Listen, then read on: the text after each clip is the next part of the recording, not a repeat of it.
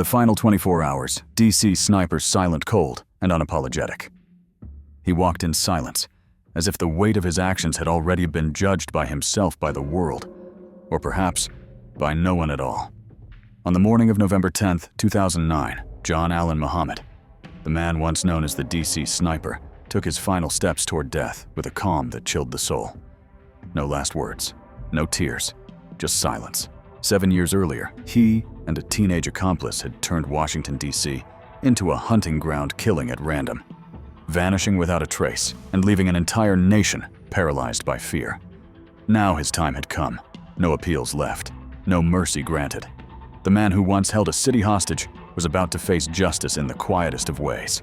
But as the clock ticked toward 9:00 p.m., one question still lingered. Why did he do it? And why did he die without ever telling us?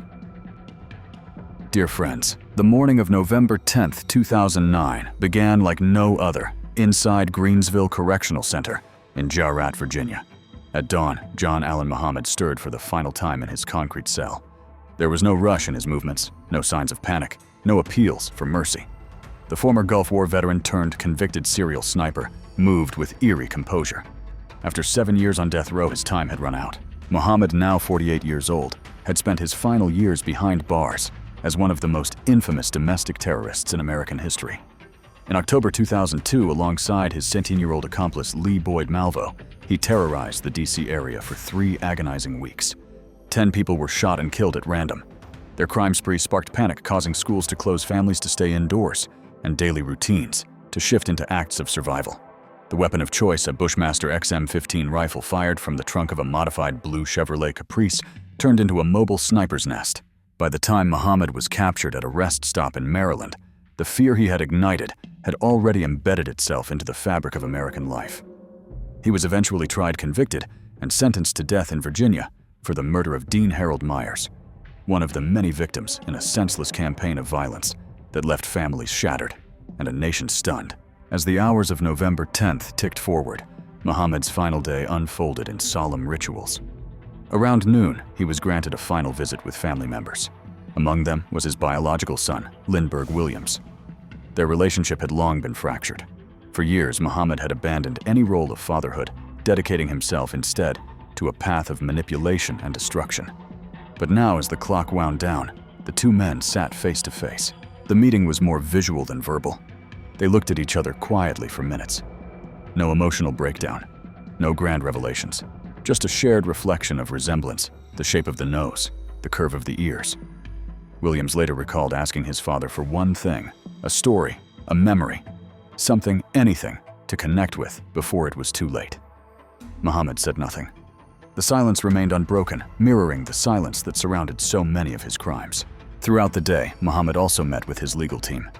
But there was little to discuss. His final appeal had been denied by the U.S. Supreme Court the day before. Virginia Governor Tim Kaine, though known for opposing capital punishment, had refused clemency.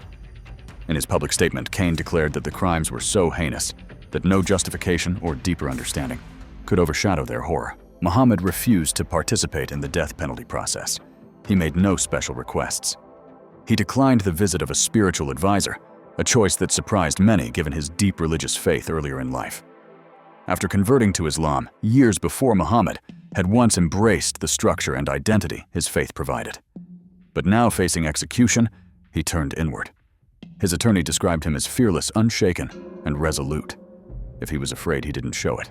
Shortly after 6:00 p.m., he received his final meal.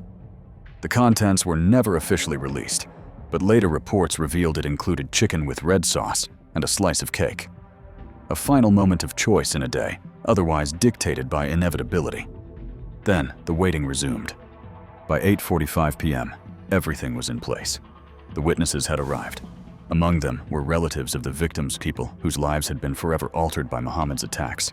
They had waited years for this moment, not out of revenge, but in pursuit of closure.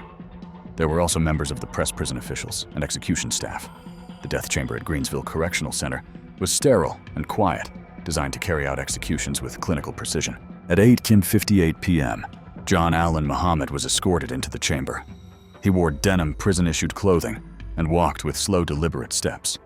The chamber's table, cross-shaped with outstretched arms, waited for him. He did not resist. He did not speak. As the guard strapped him in, securing his legs, arms and torso, Muhammad stared straight ahead, showing no emotion. Then came the final question. "Mr. Muhammad, do you have any last words?" Silence. He didn't turn his head. He didn't nod or shake it. He simply remained still. One prison spokesperson later remarked, "He did not even look at us or acknowledge us." At 9:00 p.m., sharp, the lethal injection began. The process involved 3 drugs, one to sedate, one to paralyze, and one to stop the heart. For a moment, nothing happened. Then Muhammad blinked. His chest rose and fell, each breath growing shallower, until finally, there were none. At exactly 9:11 p.m., John Allen Muhammad was declared dead. The time caught many off guard. An 11, a number forever etched into American memory, now forever linked to another act of domestic terror. One of the witnesses whispered, "Oh, the irony." To the end, Muhammad never expressed remorse. He never offered an apology. He never gave the world what it wanted, a reason. Why did he do it? What drove a veteran, a father, a man once trusted by his community, to become a silent executioner, picking off innocent lives from the shadows? Some argued mental illness. Others pointed to radicalization. Still others believed it was simply the cold, calculated work of a man who had chosen destruction. Even his young accomplice Lee Boyd Malvo admitted years later that Muhammad had manipulated him, turning his teenage mind into a weapon. Malvo was spared the death penalty due to his age, and now serves multiple life sentences. In the end, Muhammad left no message, no letter, no revelation. Just a trail of devastation, a grieving son, and a list of names carved into gravestones across the East Coast. The man who once turned fear into a weapon died as he lived silent, cold, and elusive. And so, at Greensville Correctional Center, the doors closed on one of America's darkest chapters. Justice perhaps was served. But for the families who lost mothers, fathers, daughters, and sons, there are no easy answers, only scars and questions that may never be fully answered. As the clock struck 9:11 p.m., a chilling silence fell over the execution chamber. John Allen Muhammad was gone, his final breath as unremarkable as the dozens of lives he had ended without warning. No confession, no apology, no insight into the storm that raged within him. Just silence. For the victims' families, it wasn't closure. It was the end of a long, painful chapter. They walked out of Greensville Correctional Center carrying grief, not triumph. And for a son who came only to ask for a story, he left with none. Muhammad's legacy is not one of ideology or purpose. It is one of fear. A reminder that sometimes evil doesn't come with answers. It arrives quietly, hidden in shadows, and leaves only heartbreak behind. If you found this story haunting, make sure to like, subscribe, and turn on notifications for more true crime stories that demand to be heard. Stay safe and stay aware.